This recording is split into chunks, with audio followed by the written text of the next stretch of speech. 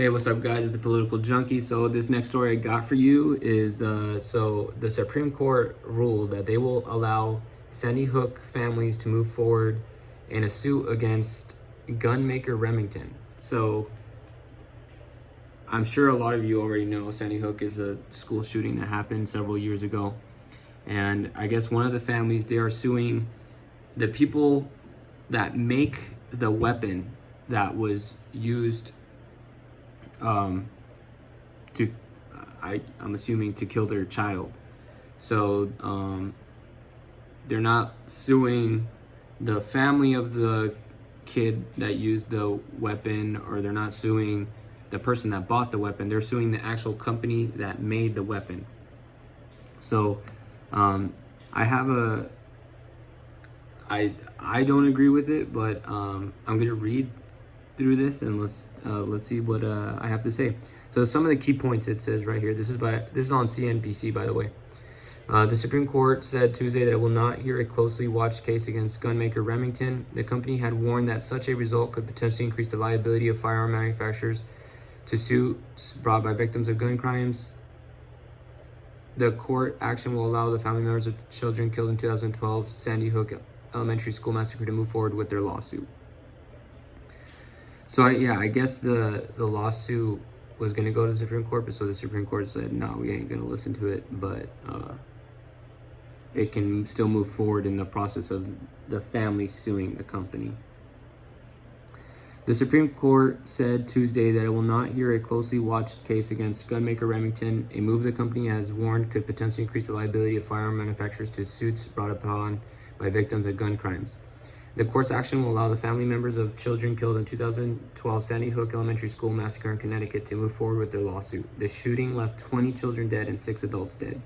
The family sued the makers of the gun that was used, an AR-15 style weapon made by Remington, in 2014, alleging the company's marketing of the weapon inspired Adam Lanza to commit the massacre. All right, so let's stop there for a little bit. So when I hear that they're suing the company, I find it really interesting, because think about it for any other item that you own that could potentially kill somebody. The first thing that comes to my mind is a car, and they're specifically arguing here that the marketing that the company used is what caused Adam Lanza to commit that massacre. So I haven't seen any gun ads that Remington did, but using it for this car analogy, I mean, if you see an ad where somebody's driving a car super fast down the highway, and they're drifting and they're doing all that, and let's say you buy a car and you get into a wreck, it doesn't make any sense to sue the car company, because you're the one that was driving like a dumbass. So yeah, this is really interesting, because they're putting the burden on. The way I see it, it's almost like they think it's a crime to make the weapon in the first place, which as of right now it's not. So yeah, that's such a fascinating way to try to bring justice, is to sue the company because of the way they were marketing. Well, anyways, let's continue. Remington argued that its actions were protected under a 2005 law that shields gun makers from liability for crimes committed with their products. That law, the Protection of Lawful Commerce in Arms Act, has come under new scrutiny amid a rise in mass shootings. I think that makes perfect sense, not holding the manufacturers of the gun for the liability of crimes. I mean, let's say I was making it. I mean, you can kill somebody with anything. Let's say I'm making, sure, still a weapon. Let's say I make a knife. If people are killing people with knives, why is me as the manufacturer, am I guilty of that? Yeah, I don't know. Unless they were having literally advertisements of somebody with the AR-15 going to a school and shooting little kids, which I highly doubt they did. I just don't see this going anywhere. An exception in the law provided in cases where the gun manufacturer knowingly violated the law through its marketing practices paved the way for the families to launch their suit.